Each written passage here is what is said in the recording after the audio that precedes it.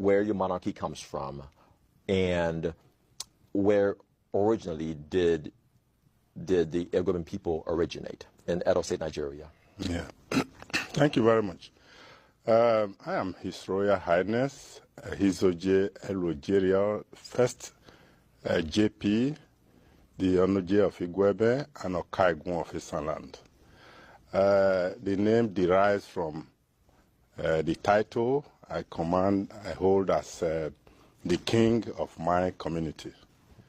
Because, as you know, in Nigeria, before the coming of the British around the 18th century, you find every community, every kingdom was ruled by the king as the monarchy. That is why it is not a new thing it's not surprising to the British people what a monarchy is all about. But to the Americans, I know it's a new thing. And so in my kingdom, we have quite a number of other kingdoms within the district. Okay. What you might call a district is ruled by a chairman in my own place.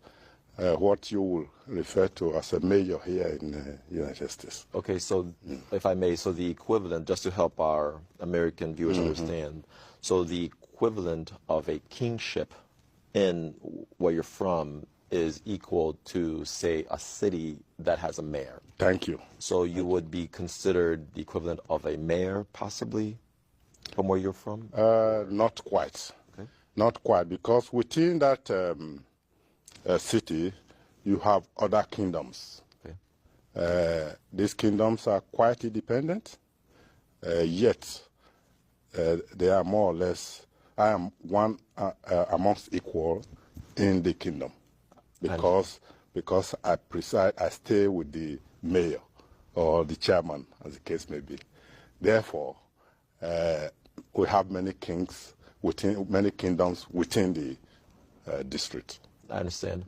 Okay, and now that's a present state of affairs, but could you take us back to as early as possible to where your kingdom can be traced?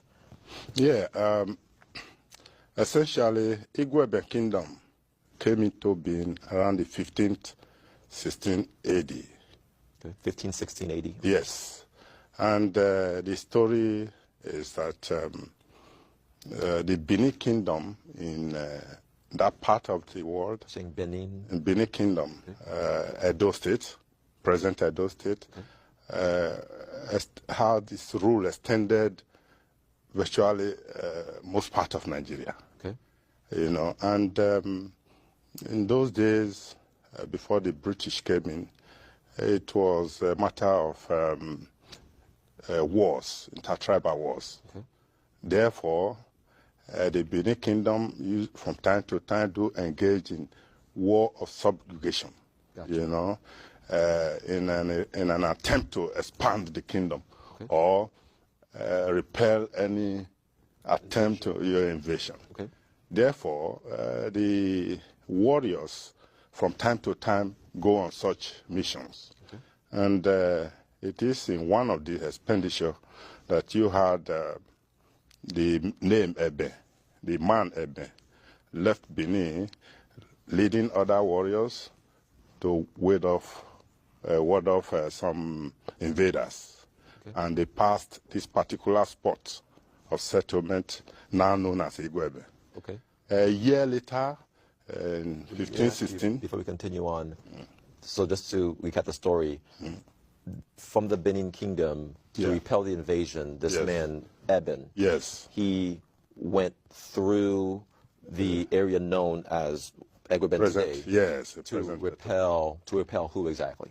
Yeah, another kingdom we call the EDO in another, from another area. Another group of people? Yes, another group of people.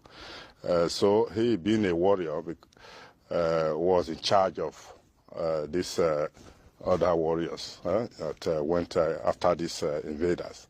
And they passed this spot, and on their way back a year later, after succeeding in their mission, this particular spot they stopped to have a rest.